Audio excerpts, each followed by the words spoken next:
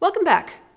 Now that we've seen the relationship between our readers/viewers and the media they use to access our content, in the second half of this lesson, we will look at what the changed relationship means for the content that you create.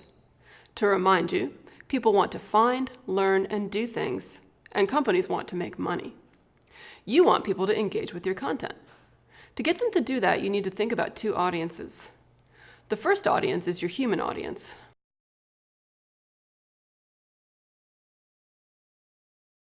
As we discussed in the first part of this lesson, loyalty to particular information sources is more scarce now, as online information seekers vote with their fingers after giving your content only a few seconds to engage them. Your readers/viewers are quite likely to find your content separately from a site or app that you've put together. They will find it either by direct traffic or by search. Direct traffic is where someone will access your content directly on their own. This usually happens for one of two reasons. First, there are still readers who are habitual, and this habit is translated into interactive sources. So these readers will type in your URL and go to your front page and pick stories from there. The number of these readers is declining. The second source of traffic is referral. This is where you see links to content in other places like your Twitter feed or your Facebook wall. This is where your content, through social magnification, can go viral. Some referral can happen from the content source as users follow a social account for an institution like the New York Times or an individual like Mark Bittman. Other referral comes from purely social connections. So how can you attract direct traffic? Here are a few tips. Number one, engage in social media regularly and make it a two-way conversation. Number two, actively participate in communities related to your content. When you build those relationships, it leads to trust, which leads to clicks. Number three, put your URL for your content in your other delivery mechanisms, like in a print version or on packaging. Number four, learn from your users. Keep track of the content they follow and offer more of that. This is more appropriate for some kinds of media than others. It drives traffic, but may mean, especially in news, that there's more mileage and less nuclear proliferation. Your second audience is robots, automatic programs that search engines use to index the web. The search engine audience is quite important as a large portion of your readers/viewers will find your content through search. And like any business, search engines exist to make money. They do this in two ways. They sell space on their results pages for advertising, and they also sell placement in search. Both of these require that the engine successfully gets human eyeballs to look at the ads they deliver.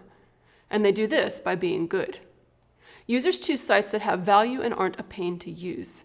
And search engines use rules to simulate or act as a proxy for the user to determine what he or she will find useful.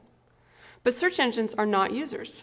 They proceed through a site from top to bottom, and although they are getting smarter, they're still kind of dumb about what they see. Here's what's changed. Search engines used to work by matching the user's search with words on the page, what we'd call keyword or pattern match searching. As of late 2013, semantic search became widely available. Here's the difference. With keyword searching, you might search for car repair.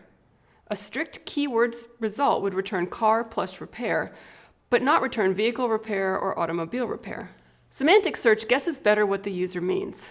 If the user types car repair, the engine has learned from experience it's likely that his or her car is broken, and he or she wants a place to get it fixed that is well regarded and close enough to drive a broken car to.